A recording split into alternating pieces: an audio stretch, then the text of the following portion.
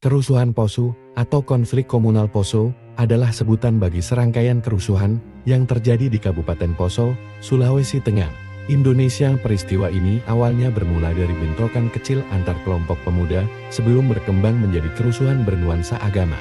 Beberapa faktor berkontribusi terhadap pecahnya kekerasan, termasuk persaingan ekonomi antara penduduk asli Poso yang mayoritas beragama Kristen dengan para pendatang seperti pedagang-pedagang Bugis dan transmigran dari Jawa yang memeluk Islam.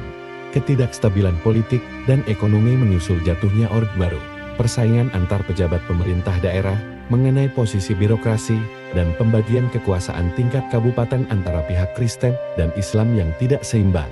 Situasi dan kondisi yang tidak stabil dikombinasikan dengan penegakan hukum yang lemah, menciptakan lingkungan yang menjanjikan untuk terjadinya kekerasan. Kerusuhan ini umumnya terbagi menjadi beberapa tahap. Tahap pertama berlangsung pada bulan Desember tahun 1998, kemudian berlanjut ke tahap kedua yang terjadi pada bulan April tahun 2000, dan yang terbesar terjadi pada bulan Mei hingga Juni tahun 2000. Tahap pertama dan kedua berawal dari serangkaian bentrokan antara kelompok pemuda Islam dan Kristen. Tahap ketiga yang terjadi pada bulan Mei tahun 2000, secara luas dianggap sebagai periode kekerasan terburuk dalam hal kerusakan dan jumlah korban. Tahap tersebut merupakan ajang balas dendam oleh pihak Kristen setelah dua tahap sebelumnya yang sebagian besar didominasi oleh serangan dari pihak Muslim, dan berlangsung sampai bulan Juli tahun 2000. Tahap ketiga ini memuncak dalam sebuah peristiwa pembantaian di sebuah pesantren yang terjadi di desa Sintuulemba yang mayoritas penduduknya Islam. Dalam tahap ketiga ini, ratusan orang jatuh menjadi korban, umumnya dari pihak Muslim. Pada tanggal 20 Desember tahun 2001, deklarasi Malino ditandatangani antara kedua belah pihak yang bertikai di Malino, Sulawesi Selatan, dan diinisiasi oleh Jusuf Kalla. Meski dampaknya tidak begitu terlihat, kesepakatan tersebut sedikitnya mampu mengurangi kekerasan frontal secara bertahap, dan angka kriminal mulai menurun dalam kurun waktu beberapa tahun sesudah kerusuhan. Pertanyaan tentang jumlah korban sangat sensitif dan berunsur politis. Hal ini didorong oleh rasa keberatan yang dibuat lebih kuat oleh laporan berita yang tidak lengkap atau kabar miring tentang serangan, dan desas-desus terbaru tentang pembantaian yang akan terjadi, kurangnya pelaporan yang jelas oleh media atau investigasi oleh pemerintah, ditambah dengan medan yang luas dan durasi konflik yang panjang, menyulitkan untuk menentukan jumlah korban yang sebenarnya.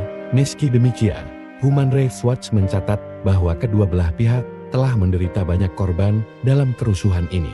Meski ada beberapa perkiraan yang mencapai sekitar 2.000 korban jiwa, sebagian besar memperkirakan antara 500 hingga 1.000 korban.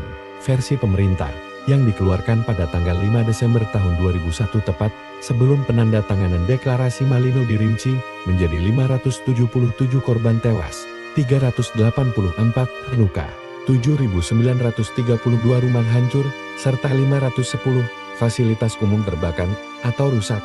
Sebuah kelompok Muslim, tim evakuasi pencari fakta korban Muslim kerusuhan Poso Victims of the Poso Conflict Evacuation and Fact-Finding Team, mengklaim bahwa antara bulan Mei tahun 2000 hingga Desember tahun 2001, 840 mayat Muslim ditemukan. Kebanyakan ditemukan di Sungai Poso dan hutan-hutan di tepi kota. Jumlah yang tidak diketahui juga dikatakan hilang. Kebanyakan korban jiwa diperkirakan sampai pada kerusuhan ketiga pada bulan Mei dan Juni tahun 2000. Meskipun pertanyaan seperti ini adalah sesuatu yang dapat diselesaikan melalui penyelidikan independen secara menyeluruh, namun pengaruh lingkungan yang sangat terpolitisasi, hasil jangka panjang deklarasi Malino, dan kelemahan Komnas HM membuat usaha semacam itu tidak mungkin terjadi jika tidak dilakukan dengan tingkat profesionalisme yang tinggi. Penyelidikan perihal jumlah korban bisa memperburuk kondisi lebih jauh, tetapi rekonsiliasi juga mungkin akan terhambat, kecuali jika kedua belah pihak merasa bahwa keadilan telah ditangani dalam kejahatan terburuk. Masih ada kejahatan berat di mana tidak ada yang bertanggung jawab, seperti pembunuhan terhadap 14 Muslim di Dusun Buyung Katedu pada bulan Juli tahun 2001 dan serangan sporadis terhadap desa-desa Kristen pada bulan November. Keluarga dan kerabat dari mereka yang hilang kebanyakan diantaranya diculik selama masa kerusuhan masih menunggu informasi tentang saudara mereka yang diculik.